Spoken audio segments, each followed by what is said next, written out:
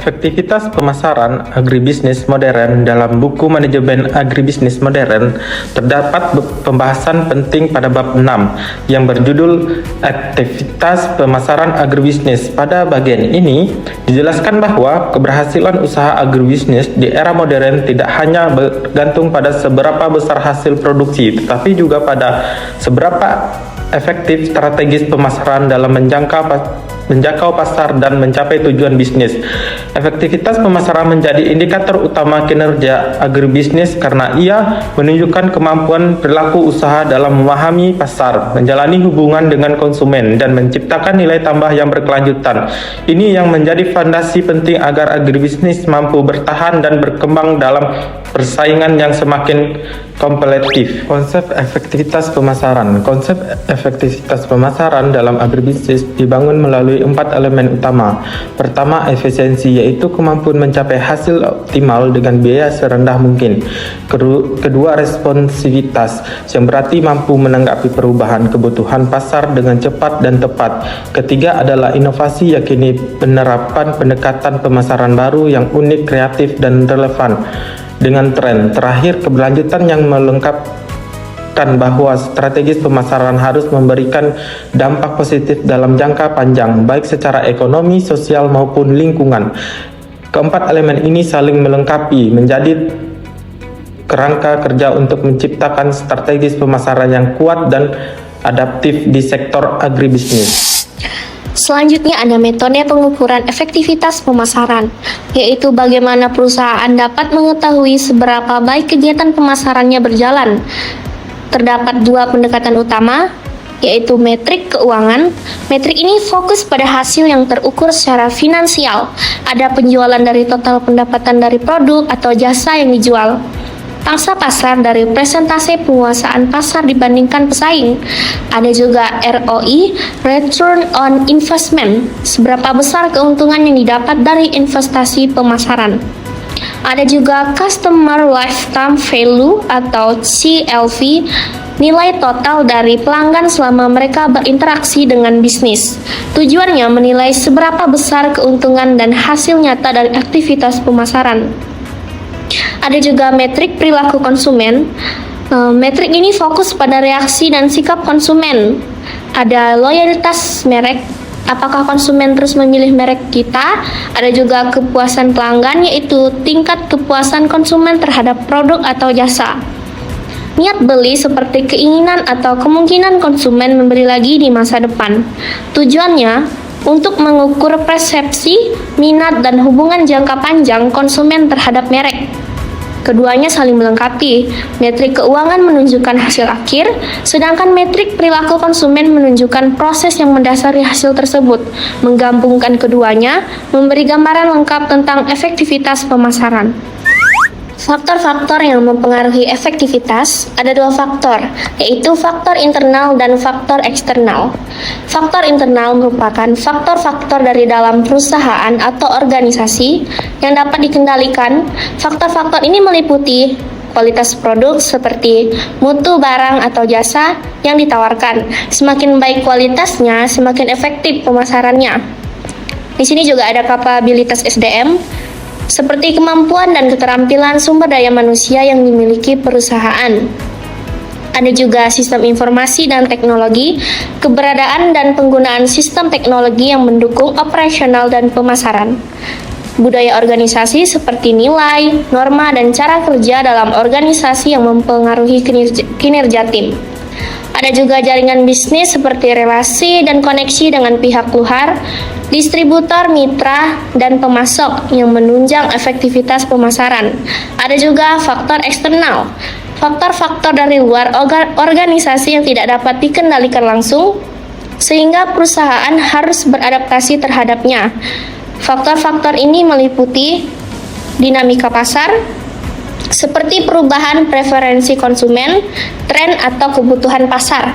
Ada juga persaingan, aktivitas dan strategi dari kompetitor yang dapat mempengaruhi pangsa pasar, dan ada juga regulasi pemerintah seperti aturan hukum, kebijakan perdagangan, perpajakan, dan lain-lain. infrastruktur dan teknologi ketersediaan jalan, transportasi, komunikasi, dan teknologi umum di lingkungan bisnis. Ada juga sosial budaya masyarakat seperti nilai, kebiasaan, dan norma dalam masyarakat yang mempengaruhi keputusan pemilihan. Strategis peningkatan efektivitas. Untuk meningkatkan efektivitas pemasaran, agribisnis perlu menerapkan berbagai strategi cerdas dan terukur. Salah satunya adalah membangun orientasi pasar yang kuat, yaitu memahami secara mendalam apa yang benar-benar dibutuhkan dan diinginkan oleh konsumen, kemudian mengembangkan proporsi nilai yang unik agar produk kita memiliki ciri khas yang tidak dimiliki oleh pesaing. Selain itu, diperlukan inovasi dalam produk dan rantai nilai seperti memperbarui proses produk atau metode strategis agar lebih efisien. Manfaatan teknologi digital juga penting dalam menjangkau pasar yang lebih luas. Di samping itu, agribisnis harus memperkuat branding yang otentik seperti melakukan pengukuran dan perbaikan berkelanjutan agar pemasaran tetap relevan dan kompetitif di tengah perubahan yang cepat.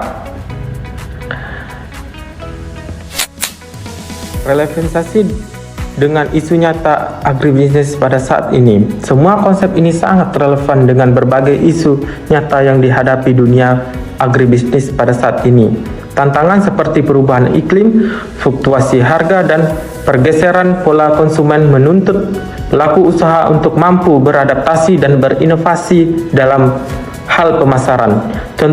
Contoh nyatanya bisa kita lihat dari petani kopi di Temanggung.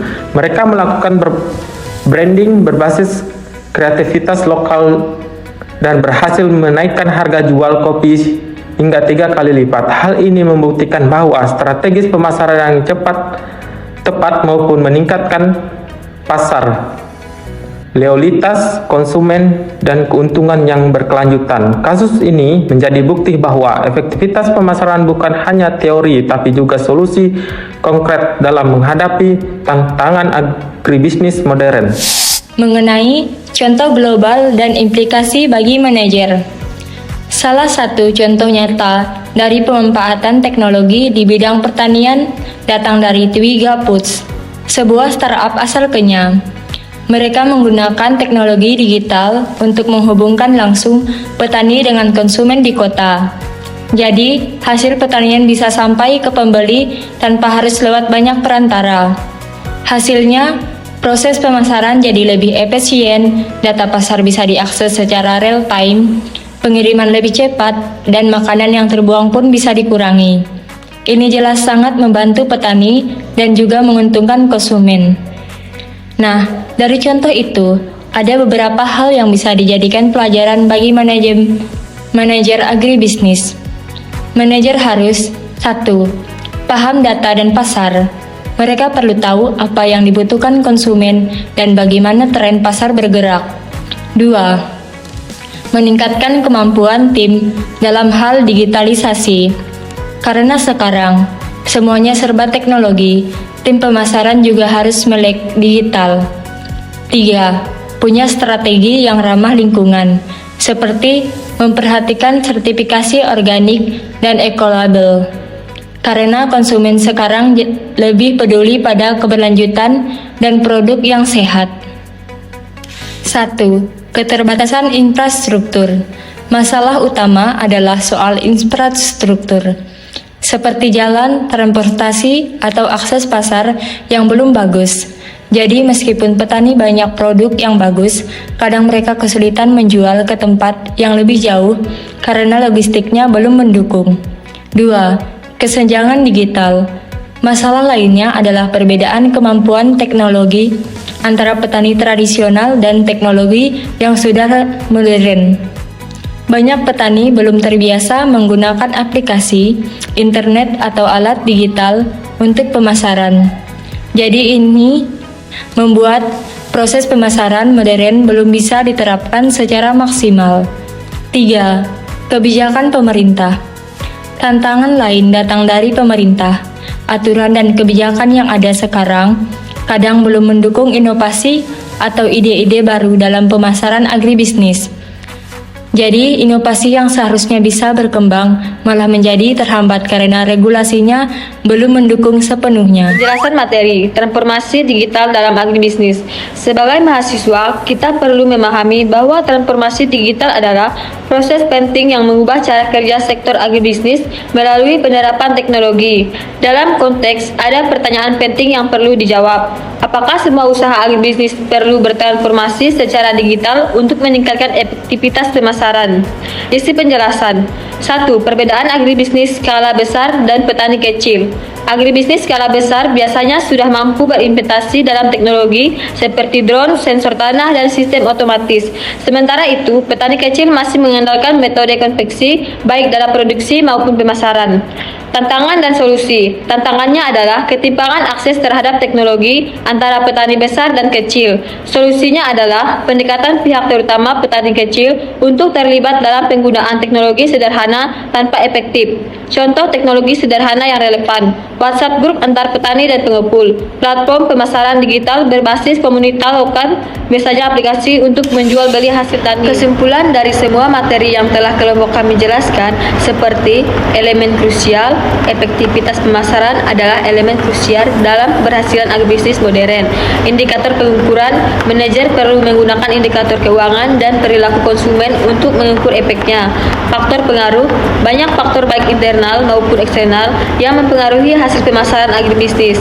Strategi adaptif, penerapan strategi yang tepat dan adaptif akan menentukan kelangsungan usaha agribisnis di masa depan.